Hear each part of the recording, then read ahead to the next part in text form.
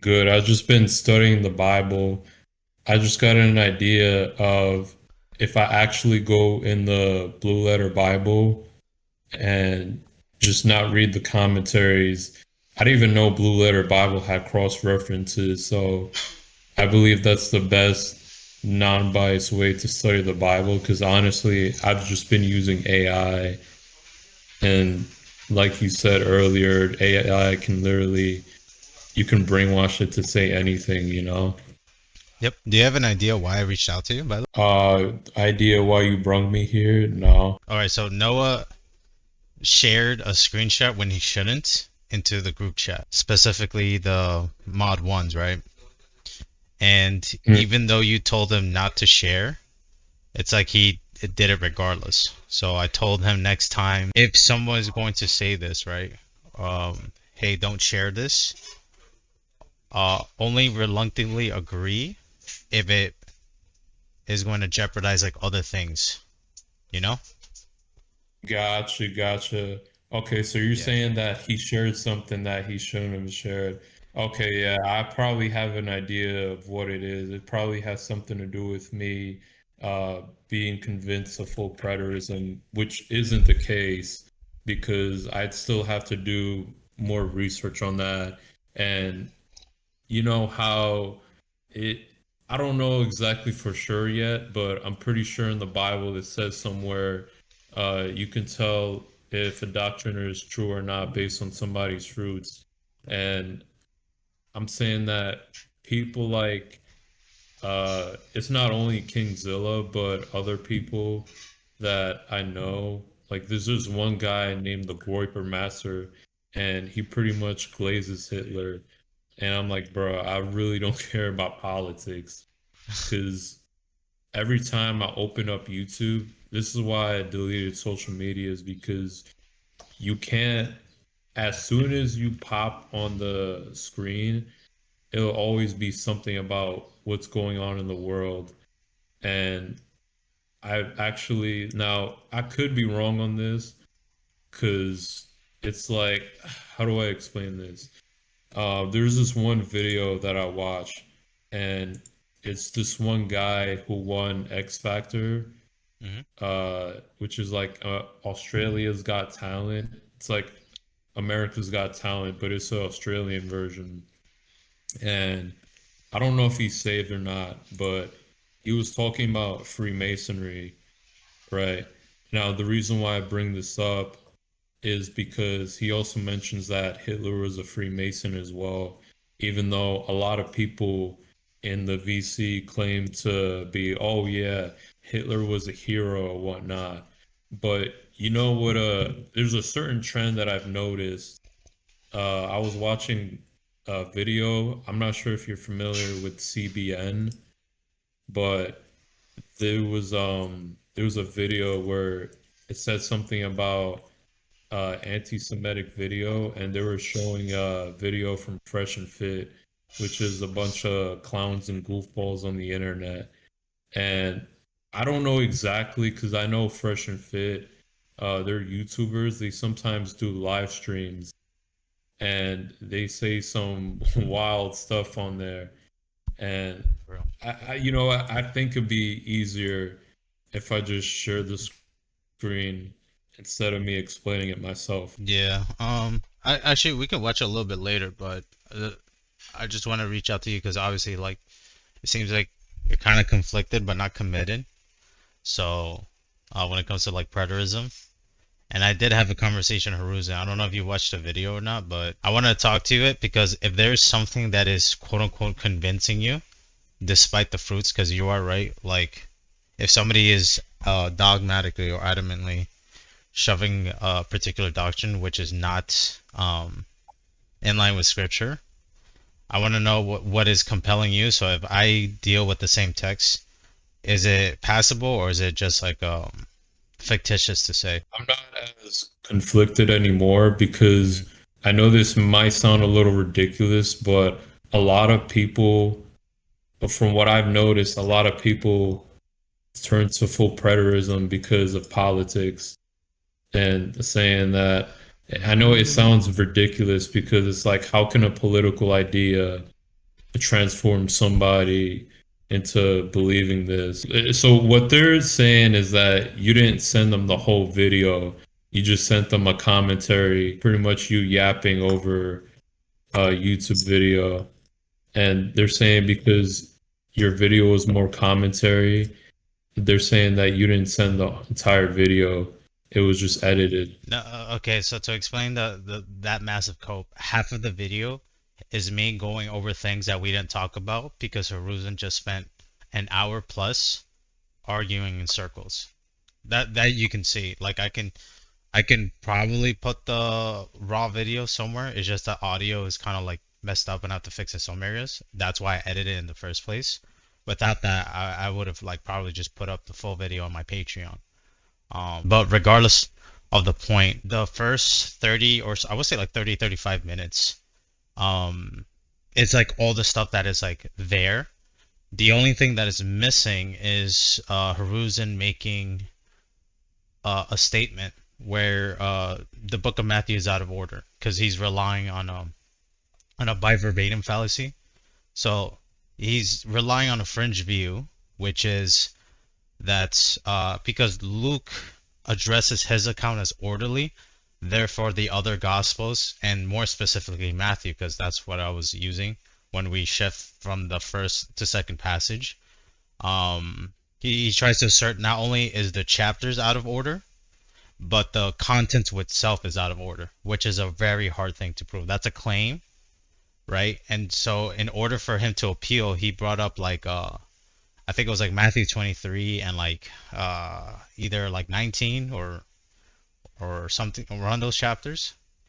And Jesus makes the same quotation. So there's two different quotations. Well, actually, no, two different. There are two instances of Jesus quoting a particular Psalms. And if you actually read the contents within the chapter, there are different things happening per respective of that chapter.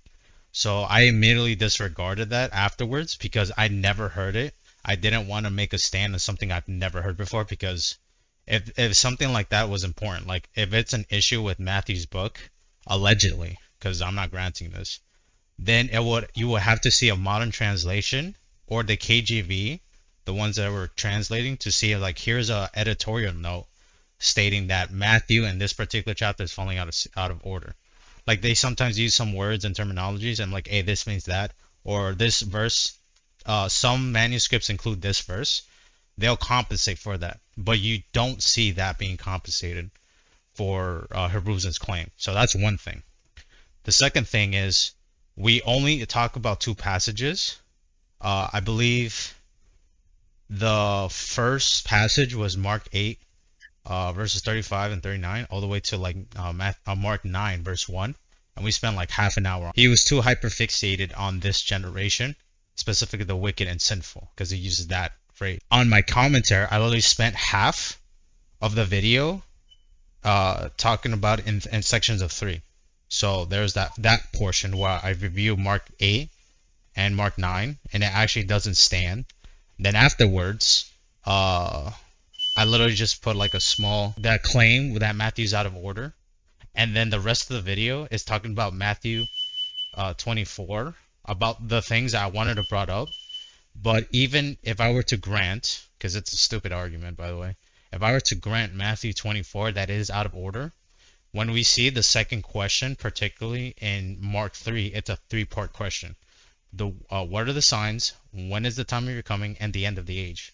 Those are three specific things that they're asking. They're all impact them in one question in verse 3.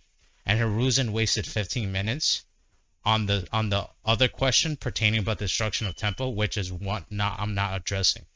So I told him to read it, and then I told him, do you realize, like I am and other readers, that they had a previous conversation between verses 1 and 2, and it's shifting to a different talking point in verse 3. Then this is where he tries to assert the view that's out of order.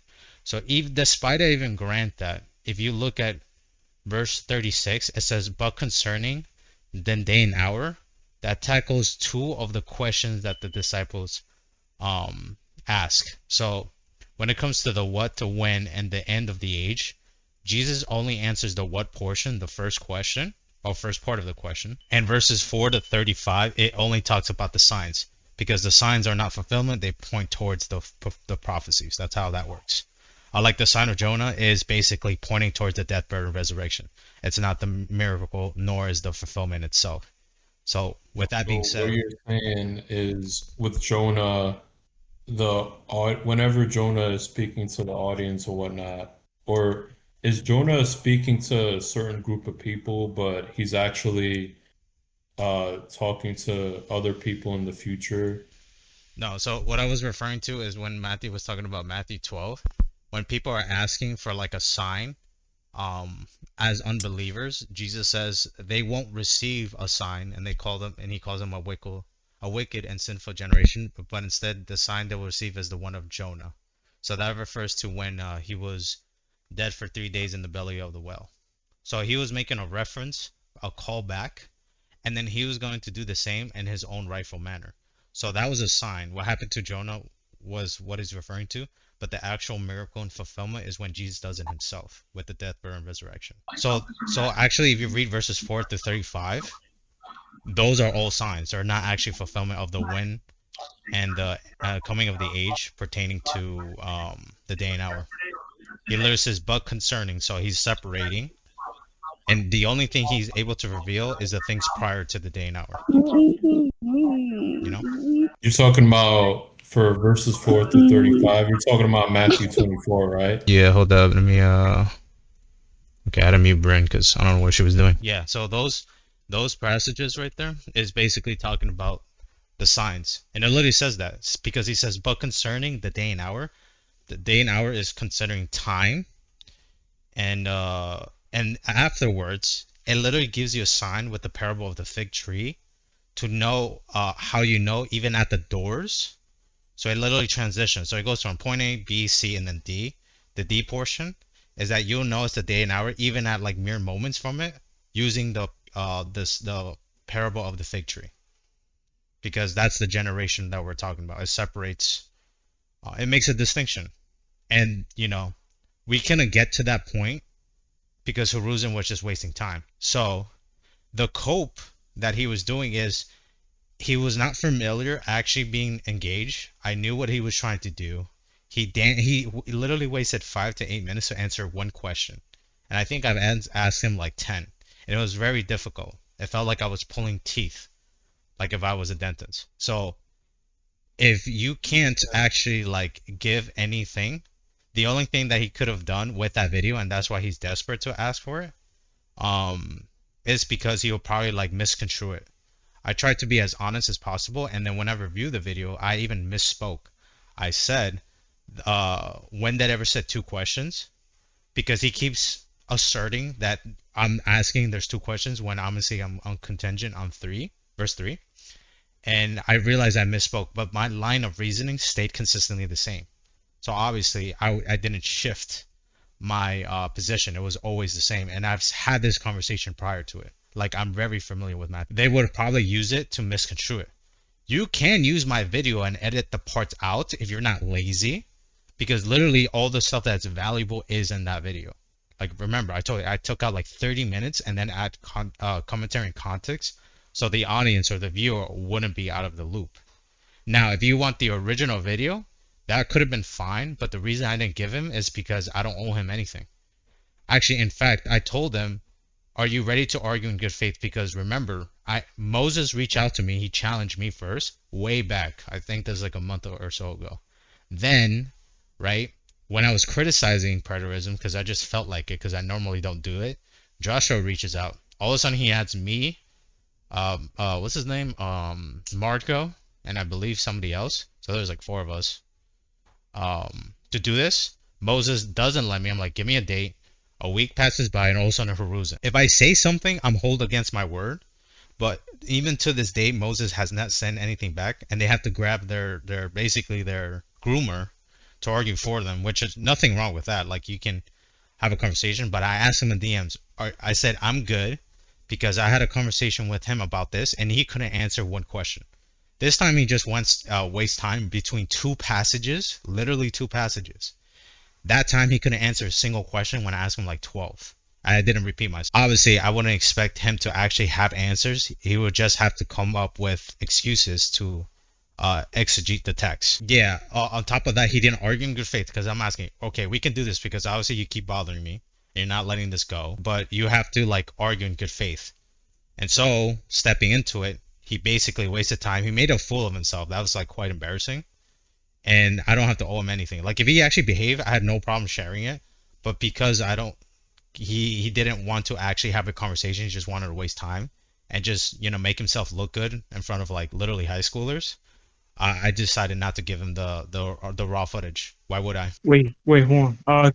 Omni, I want to tell you something. Can you go to the Bible study sermon channel and go there and talk to him? Because maybe that would be better. Because like, In the other channel, you which go one? there, yeah, the Bible study slash sermon channel. Just go there and bring Isaac in there. Can you do that? Because can you do that like how you Okay, do it with gotcha. I all got you. those No, would you mind rename it to debunking? I forgot to put type. Yeah, so the only reason why it also felt discouraging as well at the time is because I'm not too familiar with the debates. So with the debate between you and Haruzen, and then I know all did also did a debate with Haruzen. I don't really speak with Dit like that. I could probably ask him, but I don't think he's here right now. I just don't know how Haruzen really debates. And then the only debate that I saw between Haruzen and somebody else, like the full debate, was with Walter. And then Walter, and I think it's because he's a full-on Zionist, he pretty much just straight up used the Talmud to try to prove one of his points. And I think the reason why he did that was because him and Trey are very philosophical. But me personally, I don't really care about philosophy. I'll just use the Bible, any debate. Okay, I never heard he used the Talmud. That's actually quite weird. But within that conversation, I don't know if you were there because I was there for like a minute or two. But Mark Haruzen said it's better to use the KJV because it's more accurate than the Greek. You know how absurd that comment is? Like literally, Yeah, they penned the New Testament in Greek, and he's saying a translation is more accurate than the actual like the manuscripts that was written off. Dude, eh, well, I mean, he uses the Greek to prove his point, so I don't know why he'd say that. I've literally yeah, heard him because it's use the Greek. inconsistent. Like he'll use the Greek, but then he says, "Oh, use the KJV." That means he favors it more. But if you're gonna appeal to the Greek, your own standard is irrelevant at that The only reason why, and I'd have to do more studying, but the reason why I'm not full preterist is because of that one verse in Thessalonians where it says, uh, the man of sin exalteth himself when he sitteth in the temple. And what a lot of full preterists do is they'll try to spiritualize everything. So they'll say, oh, no, you know what? That's not actually what that means. It actually means this, a completely different thing. Yeah. And I'd also have to read Romans 11 because where it says all Israel shall be saved, somebody might say, oh, well, in order for you to become an Israelite, you need to be circumcised spiritually. But if that's the case in Romans 11, where it says all Israel is saved, if that's spiritual, then why earlier in verse 1 does he emphasize him being an Israelite when Jesus in the Gospels earlier, if we go back some years earlier, he was not only preaching the gospel to the Israelites, but also to the Gentiles as well. You know what I mean? That was always relevant throughout like the Gospels, and then even Paul with the book of Romans, like you mentioned, he still addresses Gentiles. Like if that wasn't the case, because we're talking about these right around the like in between like 60 and 70 AD, this is where all these letters and the book of Revelation is written.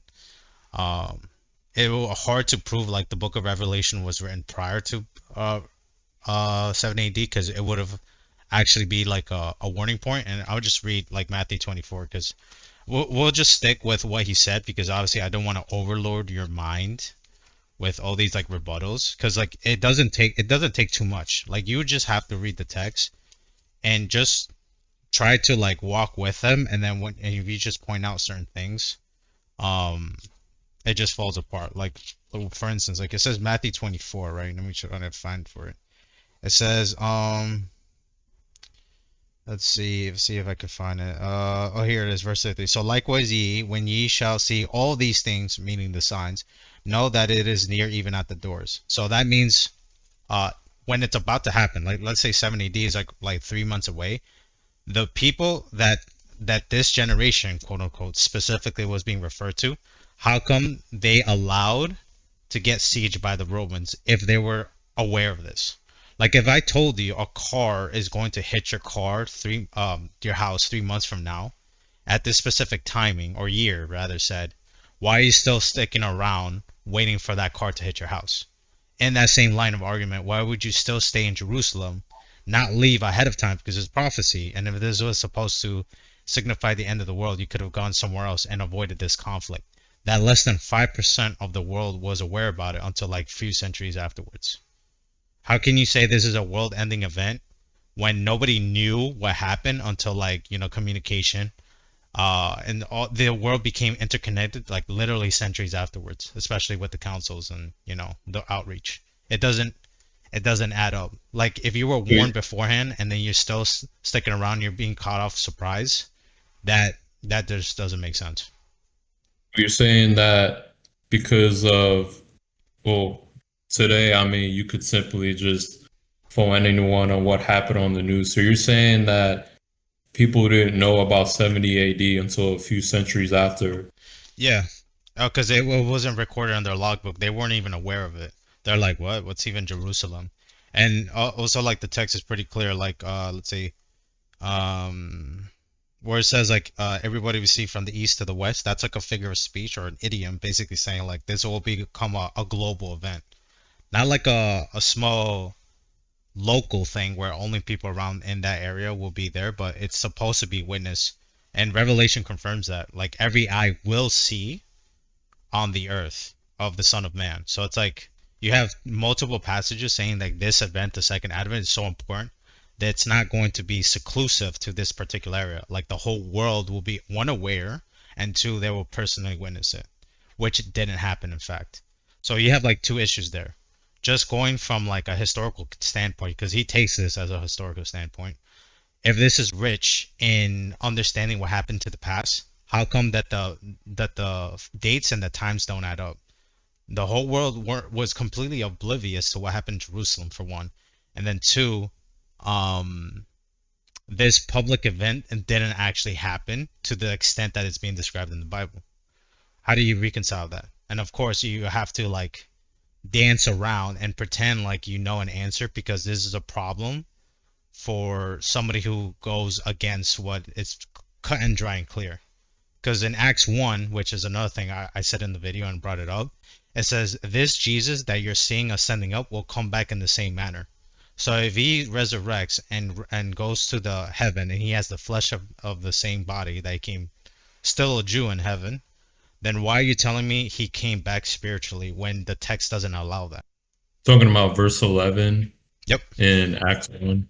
Yep. I see. So shall so come like in matter.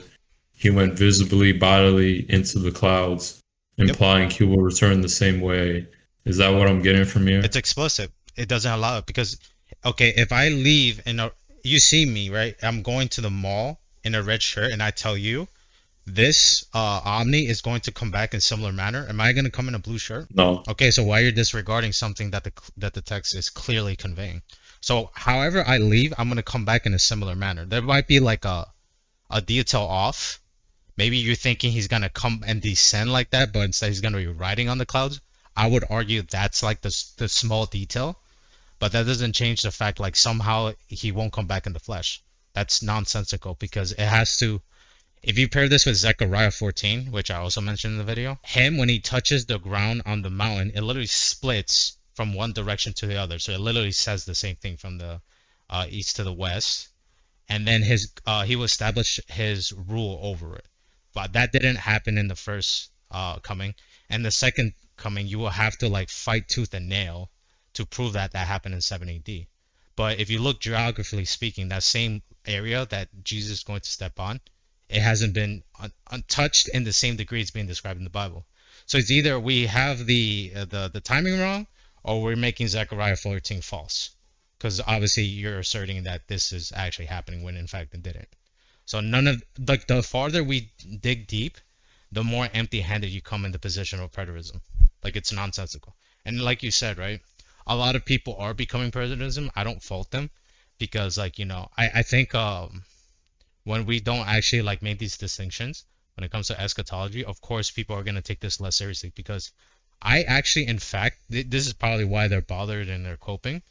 I figured when I was like researching this because like these are the very like strong arguments that if I was a preterist, I'll have a tough time justifying without like actually like lying and throwing out the Bible out the window or in the garbage. But on the technicality, if you're a preterist, one, you can't be free grace because that's like it's like being a gay Christian, right? You can't be gay and you can't be Christian. They don't fit in the same sphere. That it just doesn't happen. Preterism and free grace does the same thing. Like for you to become free grace, right? You need to be saved. But if everything's accomplished, the sin is done away with, that we're not technically sinning in Heru's extreme view, then how are you free grace to even begin with if you became a preterist? It's like one cancels out the other. It's like saying, "Oh, I serve God," and saying too. No, it's either you serve one or the other. You can't be both. That doesn't exist. So it's like very difficult. And another thing, you're actually on a technicality. You're an antichrist because one of the prerequisites, I believe there's three, but the second one in the first book of John, or the first epistle rather said, if you deny Jesus came down in the flesh, you have the spirit of an antichrist. And since you say yes in the first coming, but you say no for the second, you're an antichrist by definition because you're denying him coming back in the flesh, regardless if you're okay in the first thing. It's either you accept the whole thing or none of it. There's no such thing as partial truths. You don't pick and choose which things are the case and which it doesn't. But like obviously Haruzen and people underneath him are teaching otherwise. So my question is to you, would you rather be known as somebody who hangs around with Antichrist and approve of their doctrine, or somebody who is saved by the gospel? Because you can't be both. It's impossible.